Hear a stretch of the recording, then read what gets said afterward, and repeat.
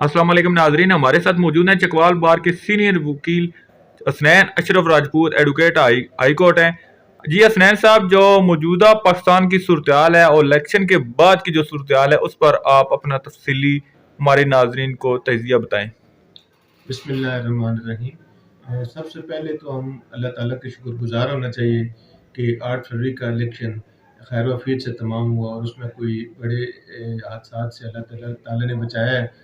और जिसके लिए ये जो इंतज़ामिया है कम मुबारकबाद की मुस्तहिक है। ठीक है। दूसरा जो इस इलेक्शन में से पहले जो गैर यकीनी सूरत हाल थी, उससे भी अभी पाकिस्तानी कौम जो है बाहर निकल आई है। और जिस तरह 8 फरवरी के इलेक्शन में लोगों ने बाहर निकल कर अपने जमहूरी निज़ाम पे एतमाद का जो फैसला किया, या जो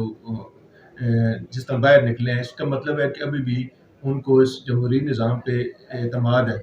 लेकिन उसके बाद जो गवर्नमेंट इंफॉर्मेशन के हवाले से अभी जो कुछ हो रहा है, या जो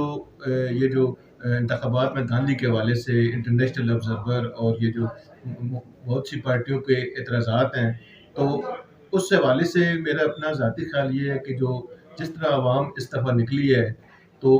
उनका जो एतमाद जमहूरियत पे है या जमहूरी निज़ाम पे है, वो अभी भी कायम है। अभी भी एक यूथ में और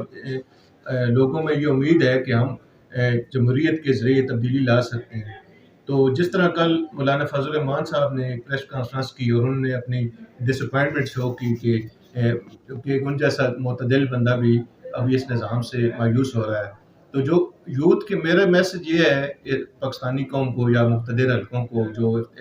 जो पावर में है, कि ये जो अवाम में एक एतमाद है जमहूरी निज़ाम पे, तो उसको कायम रहने देना चाहिए, ताकि जो अवाम है ऐसा ना हो कि वो बिल्कुल ही इस निज़ाम से मायूस हो जाएं। और ये जो शिकायत आ रही हैं कि आरओज़ के ज़रिए धांधली की गई, या जो भी इंटरनेशनल जो ऑब्जर्वेशंस आ रही हैं, तो उस हिसाब से जो भी शिकायत हैं, जो इलेक्शन कमीशन है उसको देखना चाहिए, हमारी अदालतों को देखना चाहिए कि वो तमाम खदशात और दूर किए जाएँ। पाकिस्तान इस वक्त इंतहाई मुश्किल हालात में है,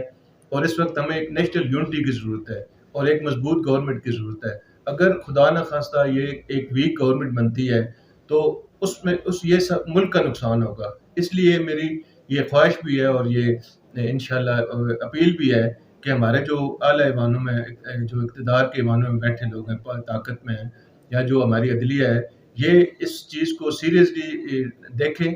कि जो यूथ जिस तरह निकली है वोट डालने के लिए, ताकि उनका एतमाद ख़त्म ना हो। खुदा न खास्ता अगर ये एतमाद ख़त्म हो गया, तो फिर मज़ीद हम वो किसी और तरफ देखेंगे। कि इसलिए